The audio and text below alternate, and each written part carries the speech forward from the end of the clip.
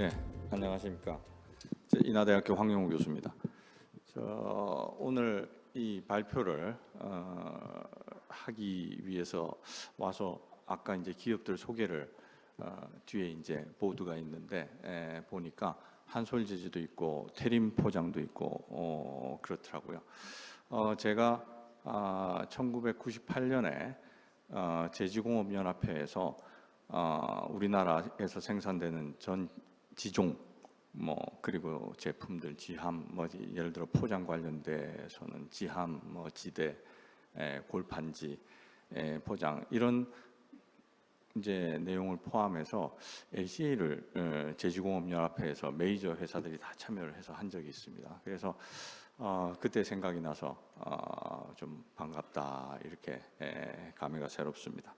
오늘 제가 준비한 자료는 LCA 기반으로 한 국제 환경 규제 정책의 사례 이런 내용들인데 왜 준비를 했냐면 지금 굉장히 많은 분야에서 LCA가 사용이 되고 있는데 특히 정책 관련돼서는 인용을 거듭해서 보시는 경우가 많고 오리지널을 잘 보시는 기회가 적어서 제가 오늘 이 자리에서는 오리지널 어떤 이제 디렉티브나 레귤레이션이나 이런 내용을 바탕으로 설명을 드리면 조금 더 이제 원래 의도를 이해하실 수 있지 않겠나 생각을 해서 준비를 했습니다. 이제 LCA 기반으로 준비가 되고 정리가 되는 규제 정책이 있고 ACA와 관련이 돼서 준비가 되는 또 그 여러 가지 규제 상황들이 있습니다. 그래서 그 두 개를 좀 나눠서 말씀드리고자 하고요. 이제 그 패러다임이 환경 규제 패러다임이 이제 많이 바뀌고 있는데 과거에는 맨 아래 적혀 있는 것처럼 사업장 중심의 배출 오염 그러니까 배출 허용 기준 중심의 이제 규제들이 90년대 후반쯤부터 제품 환경 규제로 바뀌었습니다. 근데 이제 이 제품 환경 규제 때는 LCA가 본격적으로 사용되지는 않고 정과정 책임주의라든지 생산자 책임주의라든지 EPR이 대표적인 예가 될 텐데 그래서 나온 게 WEEE, ROHS, ELV 이런 규제들이 나왔어요. 그게 지금 현재 굉장히 고도화가 돼서 ACA 기반으로 굉장히 이제 분야가 확대가 돼서 규제들이 나오고 있습니다. 예를 들자면 이제 ESPR 같은 경우가 밑에 적은 ERP의 죄송합니다. 업그레이드 버전인데 디지털 패스포트를 EU 역내 수출입에 이제 적용을 한다든가 하는 굉장히 그 기반이 LCA죠. 고도화가 돼 있고 심지어 곧 이제 발효가 되는 기업 자체 그리고 공급망 전반에 대해서 이제 어떤 활동들을 이제 그 서플라이 체인 전반에 대해서 활동들을 규제하는 그런 시대까지 그러니까 이제 제품을 훨씬 넘어선 그런 상황들이 LCA 기반으로 발전되고 있습니다. LCA라는 것은 92년 리우 선언에 17개 아젠다가 나왔는데 그중에 8번째 아젠다가 뭐냐 하면 지속 불가능한 생산을 억제하자라는 아젠다가 있었는데 그 후속 조치로 LCA가 나왔습니다. 93년도에 이제 TC가 구성이 되고 그리고 96년에 환경경영 표준, 97년에 이제 LCA 관련 표준들이 나오기 시작하면서 90년도 후반부터 이제 LCA가 적용이 돼서 우리나라 그리고 유럽을 중심으로 EPD 환경 성적 표지대로 우리나라에서 운영을 하고 있는데 중심으로 진행이 되다가 우리나라는 약간 그 상태에서 머물러 있었어요 지금까지. 그런데 유럽을 중심으로 이제 계속 LCA에 대한 어떤 적용성이 확대가 돼서 지금 순환경제, ESG, 탄소중립, RE100, CBAM 이 지금 언급되고 있는 메이저 어떤 그 무역 관련 환경 이슈들의 LCA가 사용이 되고 있는 상황입니다. 그래서 제일 많이 사용되고 있는 게 민간 인증, 그러니까 다시 말하면 환경 발자국 또는 제품 환경 선언으로 얘기가 되는 푸프린트에서 지금까지도 과거부터 지금까지도 많이 사용이 되고 있어요. 그래서 우리나라가 미국에 수출을 할 때라든지 아니면 유럽에 수출할 때 가장 많이 사용이 되는 게 인터내셔널 EPD, UL EPD 같은 것들인데 그런 범주를 우리나라에서는 환경 성적 표지제도에 사용하는 범주 PCR 이제 그 작성 지침이라고 얘기하는 게 우리나라보다 유럽이 훨씬 더 좀 정교하게 되어 있습니다. 그러다 보니까 우리나라가 예를 들어 삼성이 또 뭐 현대자동차가 기타 이제 우리나라가 유럽에 수출할 때는 이걸 받아야 됩니다. 시간과 노력을 들여서 받아야 되는데 역으로 우리나라에 수입하는 제품은 그런 의무 사항이 없어요. 굉장히 안타까운 상황이죠. 민간 인증이 활발히 이제 LCA 기반으로 우리도 진행하고 있음에도 불구하고 우리나라의 수입된 물건에 대해서는 그런 규정을 아무 회사도 하고 있지 않습니다. 그래서 좀 안타까운 상황인데 오늘 이제 포장재 관련, 그러니까 패키징 관련해서 플라스틱이 조금 메인이다 보니까 제가 이제 여러 산업 분야를 오늘 좀 정리를 했는데 그 중에 플라스틱 2015에 이제 휴대용 비닐봉투 지침에서 지금 미세 플라스틱까지 이 적어놓은 그 여러 지침이나 규제들의 LCA가 다 사용이 됩니다. 그 중에 몇 개를 제가 말씀드릴게요. 포장 관련해서 플라스틱 포장 관련해서 지금 PPWD까지 오는 과정에 최근에 있었던 이제 보고서 하나를 가지고 왔습니다. 그게 이제 포장과 포장 폐기물에 대한 필수 지침에 대한 효과를 분석을 한 리포트예요. 여기에 LCA 케이스 스터디를 카테고리를 좀 나눠서 수행을 한 보고서가 있습니다. 거기에 하나 가지고 왔어요. 그 테이블 하나, 아까 그림을 하나 가지고 왔는데 세탁기를 수송하는데 관련한 이제 포장재에 대해서 베이스라인과 대안에 대해서 평가를 하고 그 라이프 사이클 스테이지에 대해서 이제 분석을 한 다음에 X는 별 관계 없다 이거 나머지는 다 관계가 있다.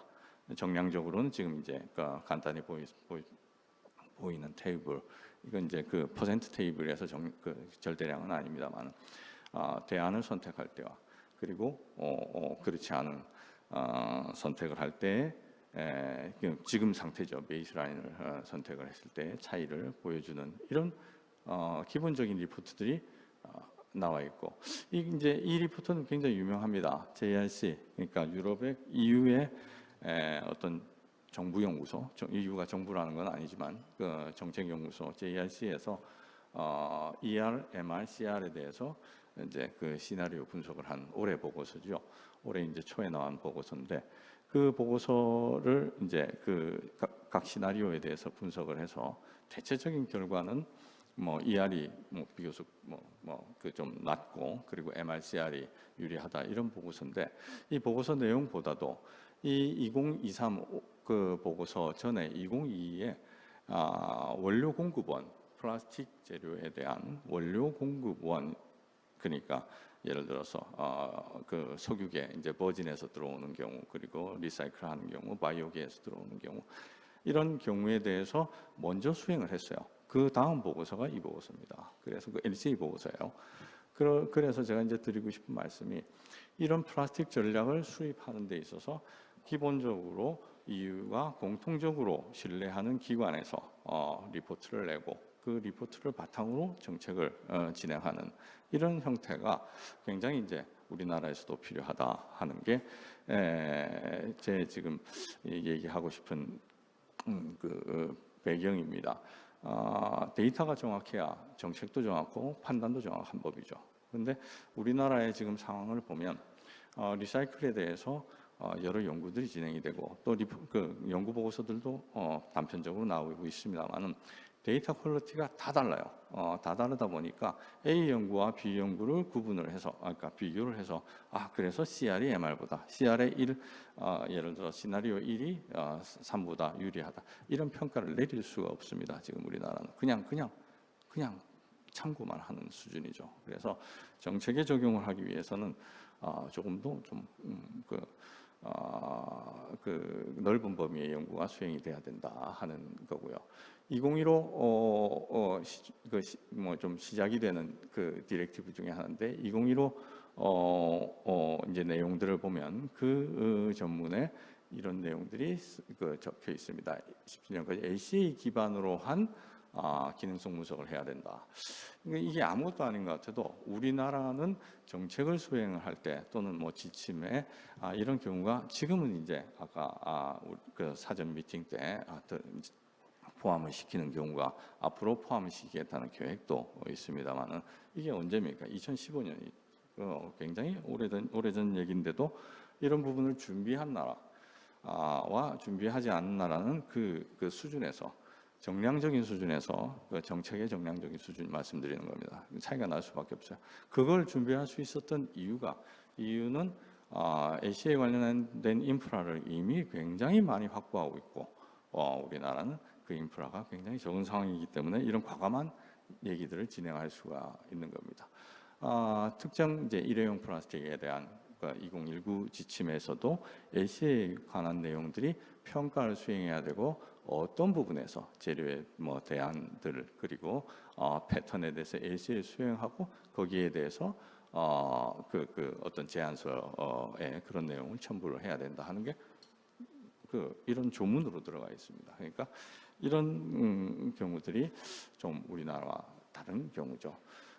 그리고 이제 지금 이제 플라스틱 협약 내년 말에 대강 협약이 마무리되는 스케줄로 진행되고 있는데 그 협약에 대해서도 ACA 기반으로 협약 여러 가지 이제 시나리오를 준비를 해야 된다는 게 나와 있습니다. 지금 이제 오늘은 제가 그 부분 생략하고 미세 플라스틱으로 넘어갔는데 미세 플라스틱 이니셔티브 거기에 대해서 진행을 하는 기본적인 이제 그 EU 액션들을 정리한 내용들입니다. 여기에서도 ACA 기반으로 진행이 된다. 이렇게 애매하게 친환경 이런 얘기가 아니라 ACA 기반으로 진행하라. 이런 얘기들이 곳곳에 다 들어가 있는 상황이죠. 그리고 이제 우리나라 이제 주요 산업 부분 중에 첫 번째 온실가스가 제일 많이 발생되는 기업이 포스코다 보니까 철강 분야가 CBAM에 영향을 받는 첫 타겟이 됩니다. CBAM은 이미 시작이 됐고 내년 1월에 1차 보고서를 내게 되어 있습니다. 어디까지 내게 되어 있냐면 포스코, 현대제철 같은 프리커서뿐만이 아니고 그 상위, 하위 흐름까지 전부 다 CBAM에 보고를 하게 되어 있고 저도 여기에 참여를 해서 리포트 지금 작성을 하나 하고 있는 상황입니다. 여기에 보면 내재 탄소를 작성하는 데 있어서 LCA로 유래된 CFP 그러니까 그게 뭐냐면 카본 풋프린트라는 얘기인데 카본 풋프린트 방법론을 사용을 하라고 CBAM 조문에 확정이 돼서 나와 있는 상황입니다. 지금 12월 말까지 세부 지금 기본 이제 작성법은 나와 있고 12월 말까지 세부 작성이 또 정리가 돼서 나오는데 이런 얘기들 또 그리고 CBAM을 바탕으로 탈탄소 전략을 세우는 JRC 보고서입니다. 이것도 JRC 보고서에서도 ACA 방법론을 통해서 평가를 하고 또 그리고 여기 중요한 게 CBAM과 연결하는 것이 방법론입니다. CBAM과 연결하는 것이 행정적 부담을 줄인다. 유럽에서는 이미 방법론에 대해서 ACA 기본으로 한 방법론에 대해서 어떤 우리나라에서 적용하는 조금 디테일하지 못한 형태가 아니라 굉장히 디테일하게 만들어 놨기 때문에 그 분야별로 따로 만드는 게 아니고 필요한 만큼의 그러니까 필요한 만큼의 이미 개발된 방법론을 갖다 쓰는 이런 형태들이 많이 남아고 있어요. 그래서 평가는 하되 평가 방법론은 CBAM을 갖다 써라 이런 내용들이고 그리고 미국의 CBAM입니다. 청정경제법이라고 하는 CCA인데 여기에 보면 우리나라에 철강도 들어가 있고 제지도 들어가 있고 석유 정제, 석유 화학도 들어가 있습니다. 그래서 기본적으로 포장하고 조금 이제 관련이 돼 있는 내용들도 그 청정경제법 안에 들어가서 스타트를 하고 미국판 CBAM으로 이제 시작을 하게 되는데 이 역시 LCA로 기본이 되어 있습니다. 차량 부분으로 들어가면 로우 카본 퓨얼 그러니까 그 저탄소 연료 일찍이부터 적용을 했어요. 지금부터 한 5년 전 뭐 이런 정도의 로우 카본 퓨얼을 적용을 했는데 이거는 연료에서만 적용을 했습니다. 그때는 연료에서만 적용을 하고 지금은 그렇지가 않고 올해 나오는 이제 그 기준인데 NCAP이라는 게 있어요. New Car New Car Assessment Program이라고 해서 NCAP이라는 그 이제 그걸 가지고 여러 규정을 만드는데 그 앞에 그린자를 붙여서 그린 NCAP을 진행을 하면서 그린 NCAP에 들어가는 내용으로 제조업체들이 우리나라 현대자동차 같은 그 기업들이죠. 제조업체들이 자발적으로 방법론을 개발하여 검증을 받고 제출을 해야 된다. 굉장히 이제 어려운 요구를 하는 상황이 됐습니다. 그래서 지금 이제 AAC라고 하는 게 자동차 분야에서는 핫 이슈 중에 하나예요. AAC라고 하는 게 과거에는 이 왼쪽에 보여 있는 게 과거에 자동차의 대상으로 LCA 진행했을 때 어떤 시스템 경계입니다. LCA 분석 범위죠. 여기에서 보면 well to wheel 그러니까 연료를 이제 채굴해서부터 사용하기까지 사용까지죠. 사용까지를 이게 자동차에 대한 LCA 메인 이제 시스템 경계였는데 지금은 이제 전기차로 변환을 하면서 연료를 거의 사용을 하지 않다 보니까 이런 이제 평가는 의미가 없어서 지금은 자동차를 포함한 LCA 베이스 그 프로그램을 다시 만드는데 내년까지 만들게 되어 있습니다. 지금 각국에서 이제 비공식 그룹이라고는 하지만 사실은 공식 그룹인데 5개 그룹으로 나눠서 우리나라에서도 각 이제 기업 이제 메이커들이죠. 메이커들이 참여를 하고 정부에서도 환경부에서도 참여하고 국토부에서 참여하고 해서 ALC를 우리가 의장국을 하나 맡아서 진행을 하고 있습니다. 그래서 이런 그 흐름들이 자동차에 있고 철강과 자동차는 뗄래야 뗄 수가 없는 관계다 보니까 철강협회 WSA에서 WAS라는 분과가 있습니다. 자동차 이제 제일 수요처가 조선 자동차 그리고 건설이죠. 그러니까 메인 이제 이제 분과가 있는데 거기서 자동차를 대상으로 한 소프트웨어, LCA 소프트웨어를 만들어서 제공을 하고 평가를 하고 이럴 정도로 이제 차량 부분에서 LCA는 적극적으로 이미 사용이 되고 있는 상태입니다. 여기 이제 미국의 사례, 여기에 이제 조문들을 가지고 왔는데 여기에 에너지뿐만이 아니라 머티리얼, 다시 말해서 자동차에 들어가는 재료들까지 포함을 해서 LCA를 수행해야 된다 하는 내용들. 그리고 건설 분야는 좀 오래됐어요. 오래전부터 LCA를 적용을 했는데 그건 이제 그 대표적인 표준이 15978이라고 하는 표준이 있습니다. ISO로도 있는데 15978이 워낙 이제 그 베이스 표준이 되다 보니까 15978 가지고 와서 건설의 그 자재 생산 단계 그리고 시공 단계, 사용 단계 쭉쭉해서 엔드 오브 라이프까지 평가를 하는 걸 기본으로 해서 건축물을 평가를 하고 건설 프로젝트를 평가를 하고 하는 게 이미 표준으로 나와 있어요. 그래서 지금 현재 진행되고 있는 여러 형태의 넷제로 이제 이 만든 게 영국이다 보니까 영국이 이제 앞장을 쓰죠.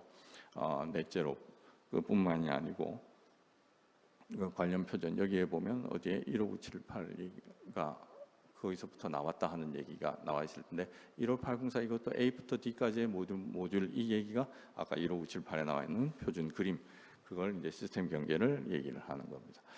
뿐만 아니라 이걸 모방을 해서 이제 유럽 다른 국가에서도 사용을 하고 만들어내서 사용을 하고 그리고 이제 미국의 한 사례를 가지고 왔는데 포장 부분 도로죠. 도로 포장 부분에서도 자체적으로 LCA 시스템을 구축을 해서 자기들 평가에 프로젝트 평가에 사용을 하는 이런 얘기들 뭐 많습니다. 이건 이제 단메커에서 이거 EN 15578을 가지고 와서 벤치마킹해서 바로 사용을 하는 경우. 그 다음에 이제 수소 부분이 있는데 수소가 이제 전 정부 때부터 지금 정부까지 이어지는 굉장히 이제 미래 에너지 분야 중에 하나죠. 거기서 이제 그 EU에서는 여러 민관 협의체, 예를 들면 JU라고 조인트 언더테이크라고 하는 JU를 만들어서 맨 처음에는 하이도 그 연료 전지 퓨어셀입니다. 이게 하이드로젠의 약자인데 를 중심으로 LCA 가이드라인 만들다가 지금은 이제 좀 버전업을 해서 그러니까 그 업그레이드를 해서 그 이제 이제 그룹도 확대하고 그리고 범위를 소셜까지 그러니까 지속 가능성까지 포함하는 형태로 가이드라인을 만들고 있어요. 우리나라 가이드라인 없습니다. 당연히 없고 그러다 보니까 외국에서는 지금 진행하고 있는 외국이라는 게 이유인데 청정수소 인증제도 우리나라도 작년 4월에 그게 바뀌었습니다. 수소법이 바뀌면서 올 4월이었나 제가 이제 깜빡깜빡합니다. 바뀌면서 인증제도를 우리나라도 청정수소 인증제도를 LCA 기반으로 해야 된다는 얘기는 나오고 일부 케이스 스터디가 진행이 되고 있습니다만 아까 말씀드렸듯이 인프라가 안 되기 때문에 아무리 방법론 자체는 크게 어려움이 없습니다. 방법론이 없는데 그 인프라가 안 돼 있어서 수행을 못합니다. 제가 보기에는 수행을 하게 되면 전부 다 외국 데이터를 가지고 우리나라 인증을 해야 되는 그런 상황들이 발생하게 되는 거죠. 그러니까 이제 이후에 수소 부분에서 사항들 말씀드렸고, 그리고 이제 LCF 저탄소 연료들에 대해서 그리고 재생 가능한 그 연료에 대한 수소 세부 규칙들 이런 우리나라에서는 아직 조금 앞으로 좀 장래가 많이 남아 있는 이런 형태의 세부 규칙들이 세부 규정들이 LCA 기반으로 전부 다 LCA가 써 있습니다. LCA 기반으로 진행이 되고 있다 하는 그런 얘기들. 또 이건 생략을 하도록 하겠습니다. 미국, 캐나다, 전체적으로 다 그런 형태의 어떤 조문화된 형태로 진행을 하고 있다 하는 거. 그리고 이제 마지막으로 지금 2분 30초가 남았는데 그 LCA에 관련된 향후 움직임 중에 하나가 기후 변화에 관한 공시입니다. 이제 기후 변화와 더불어서 이제 또 다른 공시도 있는데 일단 기후 변화부터 말씀을 드리면 이제 2015년에 TCFD라는 게 설립이 되고 그 다음 액션으로 SEC와 IFRS에서 기후변화 공시를 진행을 하고 있습니다.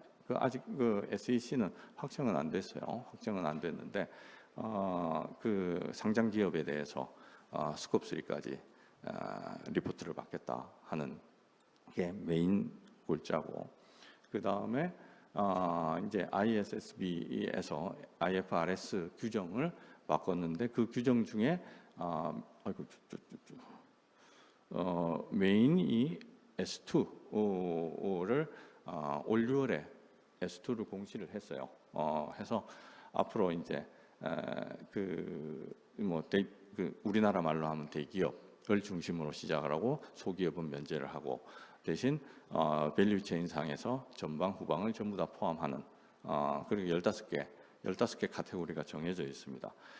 여기에 대해서 기후 공시를 하라 하는 얘기인데 여기에 기후 공시에서 사용되는 이 방법들을 풋프린트 방법, 다시 말해서 LCA 방법을 사용해라 하는 걸로 공시가 되어 있습니다. 1분 남았다는 얘기인데 그래서 지금 아까 얘기했던 15개 범주에 대해서 우리나라가 준비를 해야 돼요.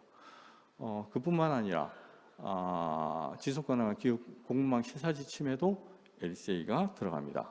그래서 이게 이제 여기는 LCA 환경적인 뿐만이 아니고 기타 이제 인권이나 노동 이런 것들이 다 포함된 지침들인데 제가 이제 마무리를 하자면 지금 LCA라는 것은 여러분들이 보시는 거의 100% 미래 환경 규제에 LCA가 들어갑니다. 그래서 제가 폭증이라고 얘기를 했는데 우리나라가 다소 조금 인프라 측면에서 늦은 감이 있다 하는 게 지금 뭐 제 의견뿐만 아니라 사실이고요. 그래서 포장 같은 경우는 전 산업에 공통적으로 사용이 되죠. 그래서 굉장히 고도화된 그런 시스템 관리가 뭐 그 디자인부터 이제 그 포장 그 사후까지 제품과 더불어서 필요한 그런 시대가 되었습니다. 그 시간도 다 됐고 제가 너무 빨리 설명을 드린 것 같은데 마치도록 하겠습니다. 고맙습니다. 네, 황영용 교수님의 발표 잘 들었습니다. 제품과 패키징 그리고 에너지, 자원 전반 산업에 걸쳐서 LCA를 통한 정량적인 신뢰성을 확보하는 것이 얼마나 중요한지 배우는 좋은 강연이었습니다. 이제 질의응답 시간을 가지려고 합니다. 황용호 교수님 발표 내용에 대해서 질문이 있으신 분은 손을 들어주시면 마이크를 가져다 드리겠습니다. 질문을 해주실 때는 소속과 성명을 말씀하시고 질문해 주시면 될 것 같습니다.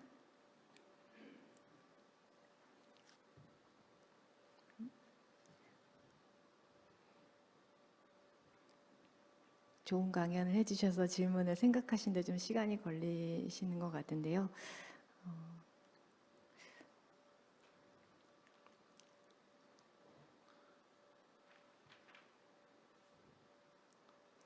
제가 그럼 질문이 없으니까 예. 질문이 있으시다고 생각하고 제가 몇 말씀 더 드리면 지금 이제 각 분야에서 여기 계신 분들은 물론이고 아까 말씀드렸던 그 산업 분야 또 배터리 분야도 있고 뭐 우리나라에 관련된 LCA와 관련된 산업 분야 그 석유화학도 있고 많습니다.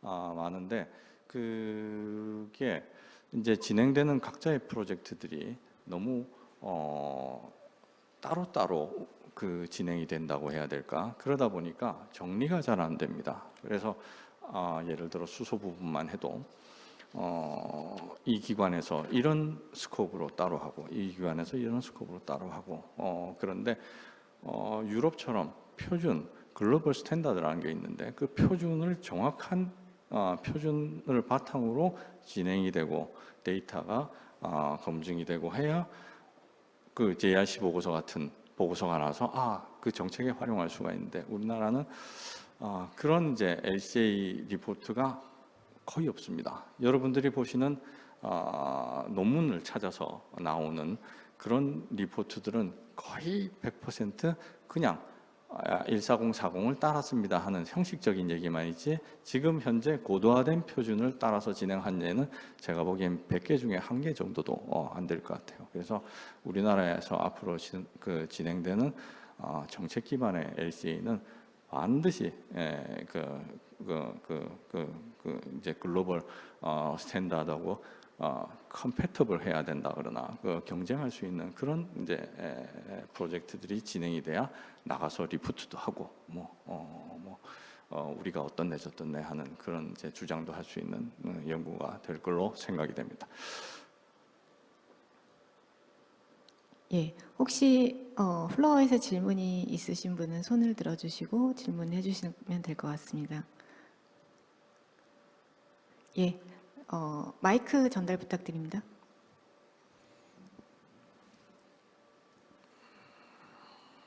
네, 로지스월 기술연구소의 서도찬입니다. 예, 발표 잘 들었고요. 아까 교수님 말씀하실 때 그 EU의 탄소 국경세 잠깐 언급하셨는데요. 이게 사실 실제 민간 기업들 상당히 민감한 제도인 것 같은데 현재 제가 알기로는 이제 아마 그 시범적으로 운영하고 있는 걸 알고 있고 본격적으로 아직 안 되고 있는데 이게 향후 우리나라 기업에 어떤 큰 영향을 줄지에 대해 좀 궁금합니다. 예, 그 시밤 우리나라 이제 기업들이 철강부터 시작해서 수소까지 우리나라 기업들이 받는 영향들은 크죠. 특히 이제 철강이 제일 큰데 지금 이제 아까 말씀드렸듯이 10월 1일부터 시작이 됐습니다. 시작이 되고 1차 보고서를 1월 30일까지 받게 돼 있고 그 데이터들을 바탕으로 베이스라인을 만듭니다. 베이스라인을 만들어서 그걸 이제 EU와 주고받고 리포트를 주고받고 해서 베이스라인을 만든 다음에 그 다음에 관세라고 해야 될까요? 이제 그걸 매기는 상황인데 그러다 보니 우리나라 기업들의 철강의 전후방 산업들은 이미 다 발등에 불이 떨어진 상태로 시급하게 준비를 하고 있고 철강 산업은 예를 들면 어떤 정도의 레인지를 가지고 영향을 받는다고 평가를 하냐면 철강 기업에 있는 사람들은 제가 느낌입니다. 에서 조금 축소하는 경향 한 2, 3천억 정도의 영향을 받을 거다. 하지만 이후에 또는 이제 C밤 같은 경우는 최종 뒤에 어떤 기업들이 있냐면은 회계 기업들이 있습니다. 딜로이트나 KPMG나 이런 기업들이 있는데 그런 쪽에서 평가를 하는 거 보면 2조내, 3조내 이렇습니다. 우리나라가 EU를 대상으로 C밤 영향을 받는 국가 중에 중국보다 우리나라가 더 높습니다. 중국은 철강은 많이 생산하지만 자체 소비가 많고 EU에 수출하는 분이 적지만 우리는 중국보다는 덜 생산을 하지만 EU에 수출하는 부분이 많기 때문에 우리나라가 터키, 인도, 중국 우리나라를 비교를 했을 때 우리나라가 인도와 더불어서 2등 거의 동등한 레벨로 영향을 받는 상황이어서 철강 산업을 예를 들자면 그런데 지금 이 1차 리포트를 바탕으로 또 세부 교정이 되는 상황이어서 1차 리포트도 다 교정해 줍니다. 우리나라에서 환경공단 그리고 환경부에서는 환경공단, 산업부에서는 생기원에서 대응을 해주고 있고 C밤 거기도 문의를 받습니다. 받는데도 불구하고 이걸 정교하게 대응을 안 하면 나중에 베이스라인에 영향을 미칠 수가 있다. 그래서 처음부터 좀 신경 써서 대응들을 하고 있는 걸로 알고 있습니다. 저도 거기 참여를 하고 있습니다만. 예.